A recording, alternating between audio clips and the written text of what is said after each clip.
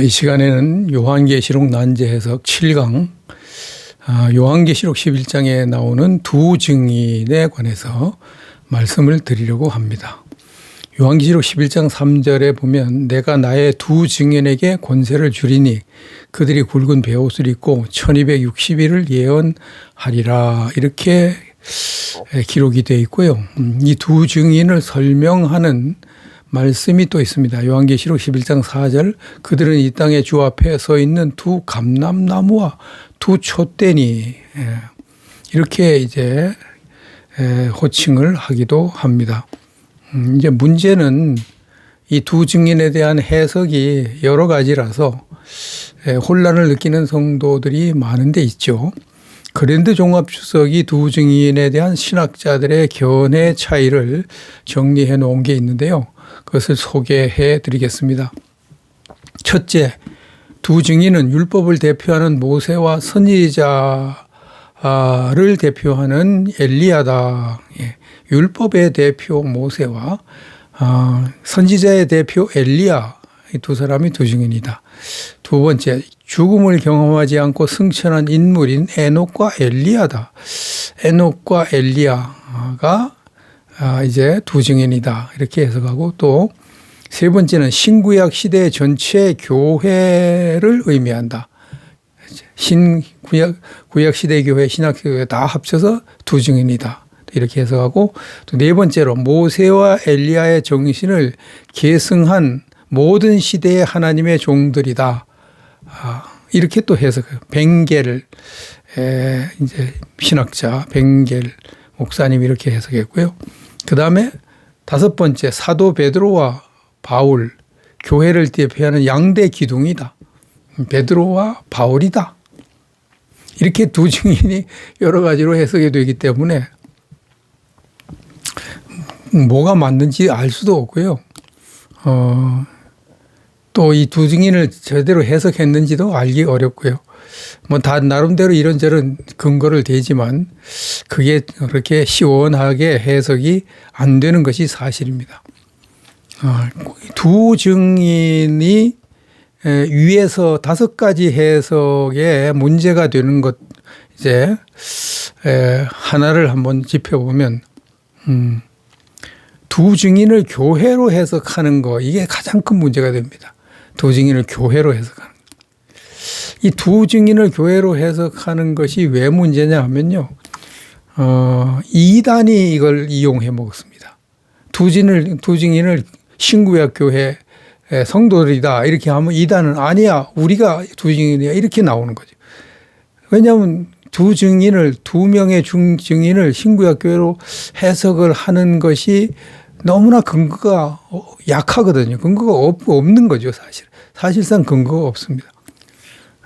그러니까 뭐 이단들이 얼마나 해먹기 쉽습니까? 이단들이 뭐 우리가 두 증인이야, 내가 두 증인이야, 내가 뭐 이렇게 감람나무야, 이렇게 주장을 하는 경우가 많습니다.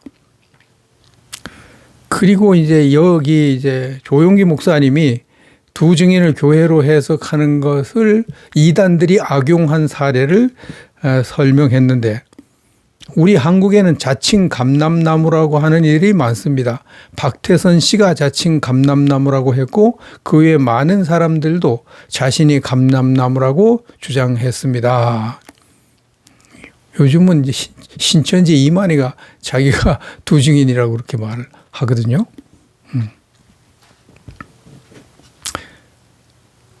두 증인을 본문의 문맥이나 헬라어 성경의 그 가르침을 무시하고 교회나 무슨 하나님의 종들이나 또 무슨 구약 시대에 엘리야나 모세나 이런 식으로 막 해석을 하면은, 이게 이단들이 자꾸 이것을 이제 악용하는 거, 이걸 막을 수가 없습니다. 그래서 요한계시록의 문맥을 자세히 살펴보고, 그리고 헬라어 성경이 어떻게 가르치는지를 잘 분석해서 두 증인을 바르게 가르치고 바르게 전파하는 것이 성도들을 보호하는데 꼭 필요하다, 이런 결론이 나오겠습니다. 요한계시록 11장의 문맥이나 헬라어 성경, 지금까지 역사, 이것을 이제 면밀하게 분석하면 이 두 증인을 무슨 상징적인 존재로 해석하는 그 상징주의적 해석이죠. 뭐 교회다, 뭐 이런 식으로 해석하는 거죠.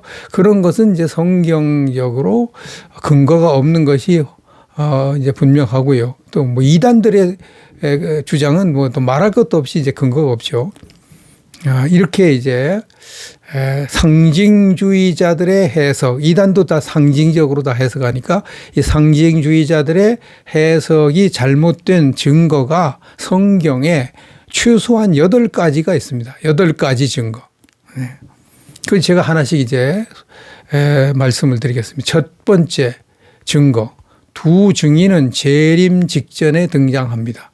두 증인이 재림 직전에 등장하죠. 이것은 이제 요한계시록 11장이 예수님의 재림 직전에 일어날 일들을 기록한 것인 것이 증거가 되겠습니다. 제가 이제 1강 때 말씀을 드렸죠. 요한계시록 1장 1절에 반드시 속히 될 일은 그 속히 될 일들이 예수님께서 내가 속히 오리라고 하는 그 속히와 똑같은 단어이기 때문에 곧 요한계시록에 반드시 속히 될 일들은 요한계시록 6장 이후에 기록된 그 환상들이고 그 중에는 예수님의 재림이 포함되어 있기 때문에 요한계시록 6장 이후에 기록된 환상들은 예수님의 재림 직전과 직후에 일어날 일들을 기록한 것이다. 이렇게 이제 해석하는 것이 맞습니다. 그러니까 두 증인은 당연히 예수님 재림 직전에 등장할 수밖에 없는 거죠. 근데 이것을 뭐 구약시대 성도들, 신약시대 성도들 다 두 증인이다 이렇게 해석하면은 이게 성경의 본문에 안 맞는 겁니다. 두 번째 증거. 두 증인은 성전이 존재할 때 활동합니다. 요한계시록 11장 1절. 또 내게 지팡이 같은 갈대를 주며 말하기를 하나님의 그 성전과 그 제단과 그 안에서 경배하는 자들을 측량하되, 여기에 두 증인이 등장하는 그 시점이 나오죠. 이게 바로 이제 성전이 있을 때 두 증인이 등장합니다. 성전은 예루살렘의 모리아 산에 이제 성전이 세워지잖아요. 앞으로 제3성전이 거기에 세워지는데 지금 그 성전이 이제 없잖아요. 마지막 성전은 AD 70년 그때 로마 군대에서 파괴가 되고 지금까지 성전이 없습니다. 그래서 지금까지 이 성전이 세워지지 않았기 때문에 일단 성전이 세워진 후에 두 증인이 등장하기 때문에 지금까지 신약시대의 모든 하나님의 종들이 두 증인이다. 뭐 교회가 두 증인이다. 뭐 우리가 두 증인이다. 뭐 내가 두 증인이다. 주장한 것은 전부 잘못된 주장이죠. 전부. 아직 성전이 세워지지 않았는데 성전이 세워진 후에 두 증인이 드디어 등장해서 활동을 한다고 요한계시록 11장에 기록이 되어 있잖아요. 그러니까 두 증인이 아직 등장하지도 않았는데 뭐 교회가 두 증인이라고 그러면 그게 말이 됩니까? 두 증인은 등장하지 않았는데 박태선 씨가 내가 감람나무다 그게 말이 되냐고요. 두 증인이 아직 나오지도 않았는데 내가 두 증인이다. 신천지 이만희가 그렇게 주장하는데 그게 말이 됩니까? 그게 말이 안 되잖아요. 세 번째 증거를 보겠습니다. 그 거룩한 성을 42당 짓밟으리라 하는 말씀, 요한계시록 11장 2절. 성전 바깥마당은 측량하지 말고 그냥 두라. 이것은 이방인에게 주었은즉 그들이 거룩한 성을 42달 동안 짓밟으리라. 이 두 증인이 활동할 때,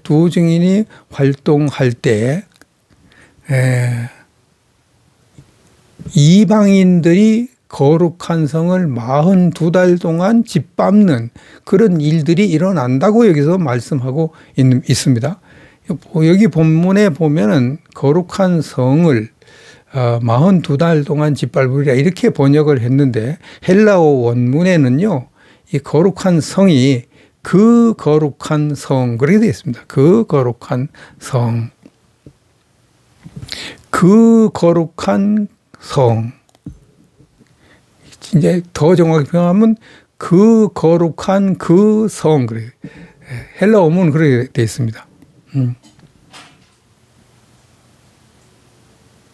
이렇게 두 개의 정관사, 이게 그라는 단어, 이게 두 가지, 두 단어가 되는데, 이게 영어로 말하면 더거든요, 더. 그러니까 그 두 개의 정관사가 사용된 이 헬라어는 전 세계 하나뿐인 특정 도시를 의미합니다. 전 세계 하나뿐인. 그 거룩한 그 성은요, 바로 그 성이에요. 유일한 그 성인데, 그게 어디겠습니까? 바로 예루살렘이죠, 예루살렘. 그래서 이 말씀은 두 증인이 예루살렘에서 사역한다, 그렇게 되어 있습니다. 그런데 두 증인을 전 세계에 활동하는 교회, 전 세계에서 활동하는 성도들, 전 세계에서 사역하는 하나님의 종들, 또 뭐 이만희가 뭐 내가 두 증인이야, 박대선이가 뭐 내가 두 증인이야. 그 지금 말이 안 되잖아, 이게. 응? 두 증인이 되려면 그 거룩한 그 성인 예루살렘에서 사역을 해야 된다, 이 말이죠. 네 번째 증거를 보겠습니다. 두 증인의 활동 기간, 요한계시록 11장 3절. 내가 나의 두 증인에게 권세를 주리니 그들이 굵은 베옷을 입고 1260일을 예언하리라. 두 증인이 활동하는 기간이 여기 나오죠. 1260일. 이 1260일은 42개월입니다. 또 다른 표현은 3년 반입니다. 3년 6개월. 이 42개월 1260일 3년 반은 마지막 적그리스도와 이스라엘이 앞으로 맺을 7년 평화조약 기간의 전반기에 해당합니다. 이게 두 증인이 굵은 베옷을 입고 1260일, 이 1260일은 7년 평화조약 기간의 딱 절반이거든요. 3년 6개월. 그 전반기, 7년 평화조약 전반기에 해당합니다. 그 전반기 동안에 두 증인이 예루살렘에서 예언 활동을 한다. 그렇게 성경에 기록이 되어 있습니다. 그런데 보십시오. 지금까지 마지막 적그리스도와 이스라엘 간의 평화조약이 체결됐습니까? 안 됐잖아요. 7년 평화조약 체결 안 됐습니다. 그러니까 지금까지 두 증인이 등장할 수가 없는 거예요. 등장한 적도 없고요. 그래서 뭐 박대선이가 뭐 내가 감람나무다, 그거 다 뻥이고요. 이만희가 뭐 내가 두 증인이다, 그것도 다 거짓말입니다.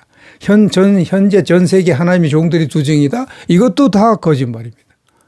아니 아직까지 대환란이 오지도 않고 7년 평화조약이 체결되지도 않고 예루살렘에서 뭐 두 증인이 활동하지도 않았는데 뭐 내가 뭐 두 증인, 전 세계 하나님의 종들이 두 증인, 이거 이렇게 주장하면 이게 완전히 이혈령 비혈령, 이거 아전인수죠. 다섯 번째 증거를 보겠습니다. 두 증인의 사역지입니다. 두 증인의 사역지. 어디에서 사역하는가? 요한계시록 11장 7절로 8절. 그들이 그 정언을 마칠 때 무정에로부터 올라온 짐승이 그들과 더불어 전쟁을 일으켜 그들을 이기고 그들을 죽일 터인즉 그들의 시체가 큰 성 길에 있으리니 그 성은 영적으로 하면 소돔이라고도 하고 애굽이라고도 하니 곧 그들의 주께서 십자가에 못 박히신 곳이라. 여기에 두 증인이 사역하는 그 사역지가, 사역 장소가 정확히 나오죠. 그들의 주께서 십자가에 못 박히신 곳이다. 두 증인은 그들의 주께서 십자가에 못 박히신 곳입니다. 그들의 주가 누굽니까? 예수님이죠. 예수님 십자가에 못 박혀 죽으신 데가 어디입니까? 예루살렘이죠. 예루살렘. 예루살렘. 그리고 여기에 한글 성에 그들의 시체가 큰 성 길에 있으리니 그렇게 되어 있는데 이 큰 성이 헬라어로 정관사가 붙어 있습니다. 정관사가 테스 폴레오스 이렇게 되어 있습니다. 테스 폴레오스 그리고 테스 메갈레스 이렇게 되어 있습니다. 그 아주 그 큰 그 성 그렇게 되어 있습니다. 그 큰 그 성. 그 큰 그 성은 예수님이 십자가에서 못 박히신 곳인데 그것이 바로 예루살렘을 의미합니다. 예루살렘, 응? 예루살렘. 응?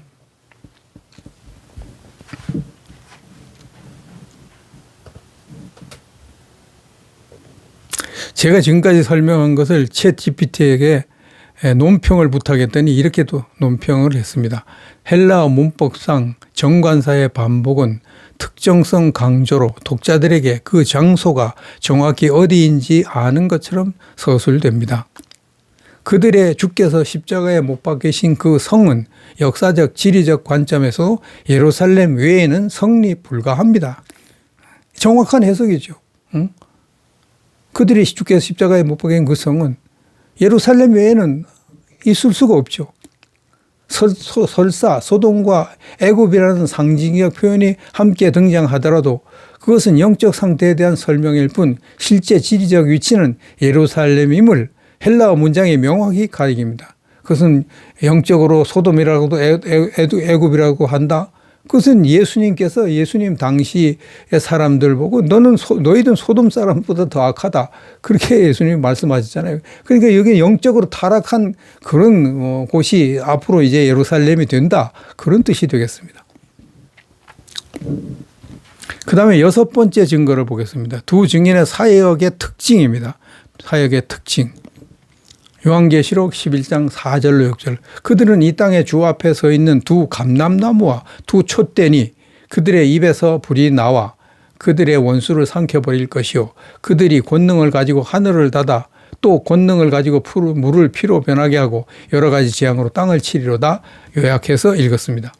여기에 보면 두 증인의 특징이 나옵니다. 사역의 특징. 첫째, 하늘에서 불이 내려서 원수를 삼키는 사역을 합니다. 이것은 엘리야와 모세의 사역을 연상시키죠. 엘리야는 기도로 하늘에서 불을 내려가지고 우상 숭배자를 심판했죠.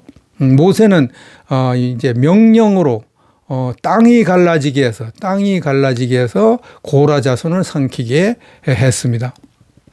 요한계시록은 이런 이제 장면들을 이제 연상시키는 그들의 입에서 불이 나와서 원수를 삼켜 버릴 것이다. 이렇게 하고 또 땅이 이제 땅을 뭐 재앙으로 치겠다. 뭐 이렇게 말씀을 기록하고 있습니다.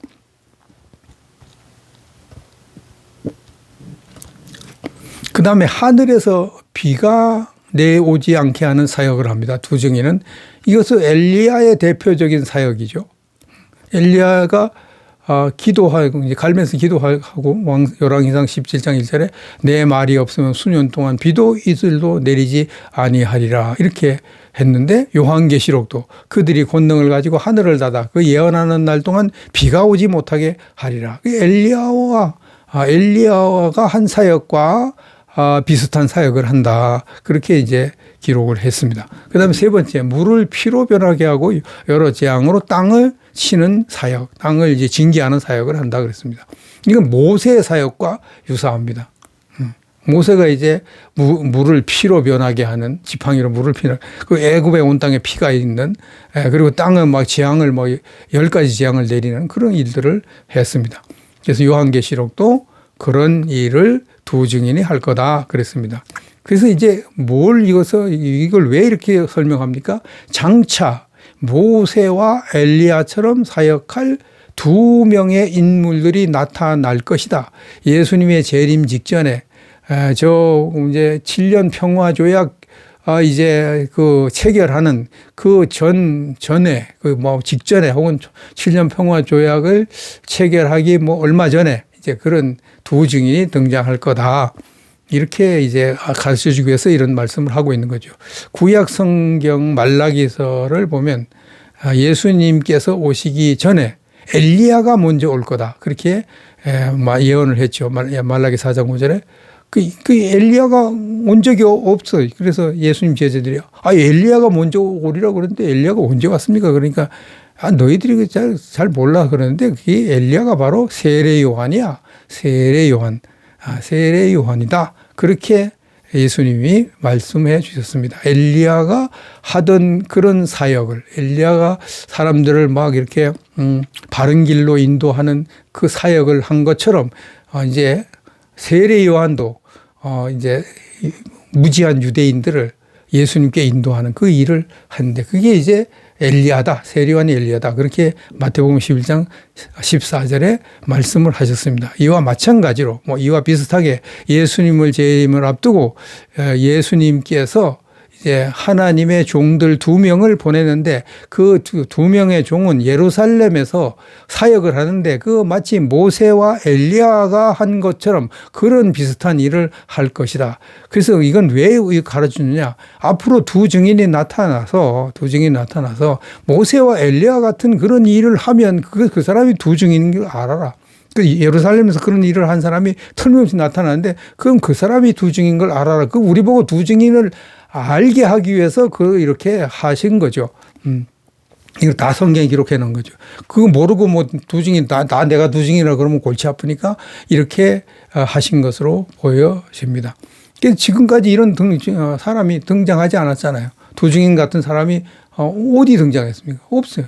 없습니다. 7년 평화조약도 없습니다. 그러니까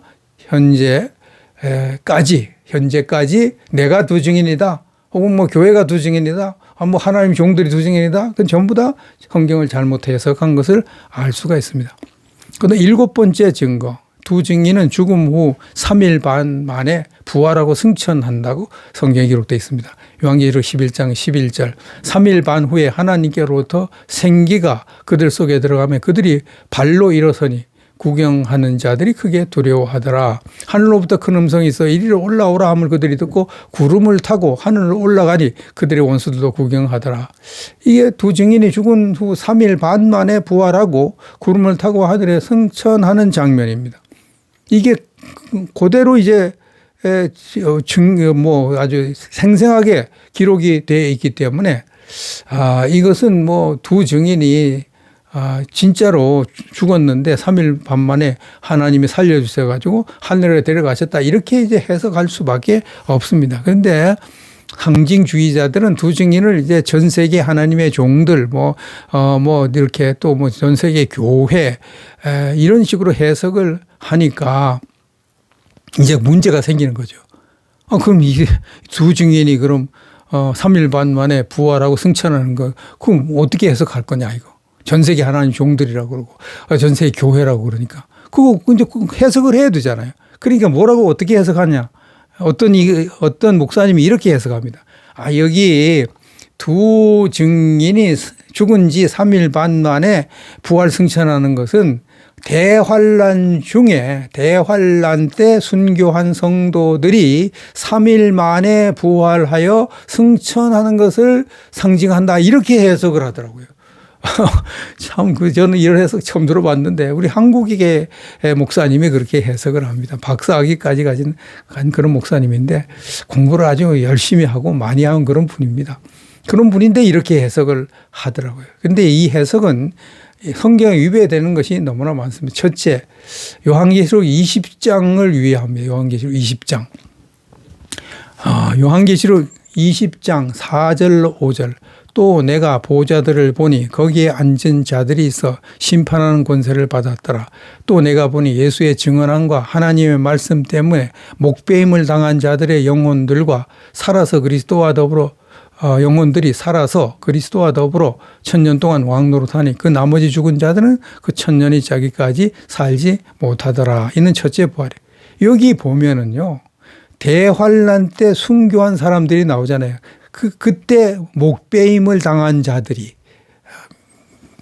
육령표 거부해가지고 그때 며치든지 다 목을 이제 단두대서 다 죽이는데 그 사람들의 영혼들이 그때 살아나서 그때 그 육체가 부활해서 그 나머지는 큰 천년이 차기까지 살지 못한다 그랬으니까 그때 이제 대환란 때 순교한 사람들이 예수님께서 이제 이 땅에 천년왕국을 만드실 때 그때 이제 부활 승천하는 거죠.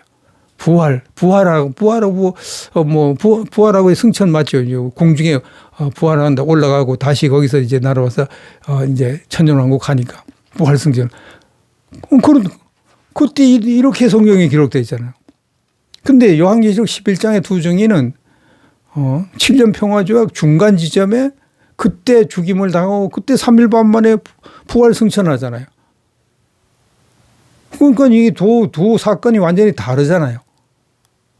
그러니까 두 증인을 대환란 때 뭐 죽은 순교자들이다 이렇게 해석을 할 수가 없는 겁니다. 그리고 또 이렇게 그 두 증인이 만약 대환란 때 순교한 사람들 성도들이 다 부활하고 승천하는 거다 이렇게 되면은요 이게 어마어마한 사건이잖아요. 대환란 때 어마어마하게 많은 순교자들이 나오는데 뭐 13만 4천을 비롯해서 전 세계에 수많은 순교자 뭐 수십만이 될지 뭐 수백만이 될지도 모르는데 그 사람들이 진짜 죽은 다음에 3일 만에 다 부활한다. 부활한다. 그게 사실이면 엄청난 사건이네요. 그러면 그건 예수님의 부활이나 성도들의 휴거와 같이 어마어마한 사건이니까 성경에 여러 번 다뤄져야 되는 거잖아요. 딱 한 번만 여기 나올 수가 없잖아요. 근데 이 두 증인의 3일 반 부활 사건은 여기만 딱 나오는 거예요. 그러니까 이건 뭘 의미하죠? 요한계시록 11장의 두 증인은 그게 뭐 전 세계의 하나님의 종들이 아니고 특정한 두 인물이라는 거예요. 두 인물, 두 명의 인물. 모세와 엘리야처럼 활동하는 두 명의 사람들이다 하는 것을 알 수가 있습니다. 또 어떤 사람들은 이렇게 반론을 제기합니다. 두 증인이 이제 죽은 다음에 전 세계 사람들이 다 두 증인의 시체를 사흘 반 동안 보았다 그랬는데 그거 만약 두 증인이 예루살렘에서 죽었으면 전 세계 사람들이 어떻게 그걸 다 보냐. 그러니까 두 증인은 전 세계 하나님의 종들이다 이렇게 해석합니다. 근데 보십시오. 여기 요한계시록 11장 9절 먼저 봅니다. 백성들과 족속과 방언과 나라 중에서 사람들이 그 시체를 사흘 반 동안 보며 여기 전 세계 사람들이 두 증인의 시체를 사흘 반 동안 본다 이렇게 말했는데 이것은 현대에 얼마든지 가능하잖아요. 두 증인이 죽은 예루살렘에 실제로 가서 본다는 건 없잖아요. 성경에. 예루살렘까지 가서 예루살렘에 사는 사람들만 본다 그런 게 없잖아요. 그냥 전 세계 사람들이 본다 그랬는데 이 보는 방법이요. 뭐 위성 중계로 혹은 인터넷 방송으로 유튜브 실시간 스트리밍으로 얼마든지 볼 수가 있는 거잖아요. 얼마든지. 지금 이런 것들을 이제 전 세계 사람들이 그 시체를 사흘 반 동안 본다. 사흘 반 동안 하도 이 두 증인이 어마어마한 일을 하고 죽었기 때문에 그들의 시체를 이제 계속 방송해 주는 그런 매체가 많이 있을 겁니다. 그러니까 전 세계에서 다 볼 수밖에 없는 거죠. 그다음에 8번째 증거를 보겠습니다. 요한계시록 11장 13절 그때 큰 지진이 나서 성 10분의 1이 무너지고 지진에 죽은 사람이 7천이라. 이게 두 증인이 승천한 이후에 하나님께서 예루살렘 성의 큰 지진을 일으켜서 예루살렘 성이 10분의 1이 무너지고 그 지진 때문에 죽은 사람이 7천 명이다. 그렇게 이제 기록을 했습니다. 이것이 아까도 말씀드렸지만 그 성은 더 폴레오스 특정 도시 바로 그 성 유일한 성 예루살렘 테스 폴레오스 이렇게 되어 있습니다. 여기가 이제 예수님 십자가에서 못 박히신 그런 곳이고 이렇게 되어 있고 그래서 전 세계 성도들이 활동하는 도시가 아니라 단 하나의 도시 바로 예루살렘만 10분의 1이 무너졌다. 이렇게 지금 성경이 가르쳐 주고 있기 때문에 두 증인은 이스라엘 예루살렘에서 사역하는 두 명의 선지자들이다 하는 것을 알 수가 있습니다. 그다음에 두 번째, 두 증인을 전 세계에서 활동하는 종들로 보기에는 사망자 수가 너무나 적다는 겁니다. 이게 상징주의자들이 두 증인은 전 세계에 활동하는 하나님의 종들이다. 그러면 전 세계 도시마다 하나님의 종들이 다 이렇게 이제 있고 거기 전 세계 도시에 살고 있는 그 사람들을 이제 하나님께서 이제 죽이시는데 전 세계 도시들을 전 세계 큰 도시들을 10분의 1을 다 무너뜨려야 되잖아요. 왜? 예를 들어 서울에도 하나님의 종들이 살고 뉴욕에도 하나님의 종들, 베이징에도 하나님, 도쿄에도 하나님의 종들, 뭐 전 세계 수도에 다 하나님의 종들이 살고 그게 다 거기서 10분의 1이 다 무너져야 되잖아요. 전 세계 큰 도시들이 다 무너져야 돼요. 그러면 그 사망자 수가 7천 명밖에 안 되겠습니까? 어마어마한 숫자잖아요. 10분의 1이 무너지면은. 그래서 본문이 단지 7천 명이 죽었다. 그 성이 무너 7천 명이 죽었다. 이것은 예루살렘 도시만 무너져서 7천 명이 죽었다는 거고요. 두 증인은 그 예루살렘에서 활동했다 하는 것이 증명이 되는 겁니다. 그래서 상징주의자들은 성경 해석을 잘못해서 이 두 증인을 이상하게 혹은 잘못 해석한다는 것을 알게 되는 거죠. 자, 그러면은 이제 두 증인에 대한 해석에 대한 AI 토비 논평을 소개하는 것으로 오늘 강의를 마치도록 하겠습니다. 이화영 목사님께서 제시하신 두 증인에 대한 해석은 요한계시록 11장의 본문 문맥, 헬라어 문법, 그리고 구약 예언과의 연결성을 매우 세밀하게 분석하여 문자적 해석의 타당성을 강력하게 주장하고 있습니다. 특히 이단들이 두 증인 개념을 자의적으로 오용하는 문제점을 지적하고 성경적 근거를 통해 그들의 주장이 허구임을 밝히는 부분은 매우 중요하고 시의적절합니다. 목사님의 글은 두 증인이 미래의 특정 시기에 예루살렘에서 활동할 두 명의 실제 인물이며 그들의 사역과 죽음, 부활, 승천은 종말의 때에 일어날 실체적인 사건들임을 설득력 있게 제시합니다. 그리고 또 이제 본문의 구체적 묘사와 헬라어 문법적 특징을 무시해서는 안 된다는 목사님의 강조는 건전한 성경 해석의 중요성을 다시 한번 일깨워 줍니다. 이렇게 이제 논평을 했습니다. 두 증인을 잘못 해석하는 것보다 두 증인을 교회로 해석하는 것 때문에 너무나 많은 이단들이 이 해석을 빌미로 해서 내가 두 증인이다. 내가 감람나무다. 그렇게 해서 수많은 성도들을 미혹하고 이제 패가망신을 시켰습니다. 이제 앞으로는 더 이상 두 증인을 교회로 해석하는 일은 더 이상 하면 안 됩니다. 더 이상 하면 안 됩니다. 두 증인은 장차 예루살렘에서 사역할 두 명의 선지자다. 모세와 엘리야처럼 사역할 두 명의 선지자다 하는 사실을 명심해야 되고 그 두 증인은 7년 평화조약 기간 직전에 등장하고 평화조약 기간 사역 3년 반 동안 사역하다가 평화조약 기간의 중간에 3년 반 중간에 세상을 떠난다. 그리고 부활승천한다. 그게 성경의 가르침이니까 여러분들이 이제 앞으로 두 증인 해석을 이제 유의해서 좀 가려서 이제 살펴보시면 두 증인 해석 때문에 시험에 드는 일은 없고 또 신앙생활하는데 도움이 될 것으로 생각이 돼서 오늘 말씀을 드렸습니다.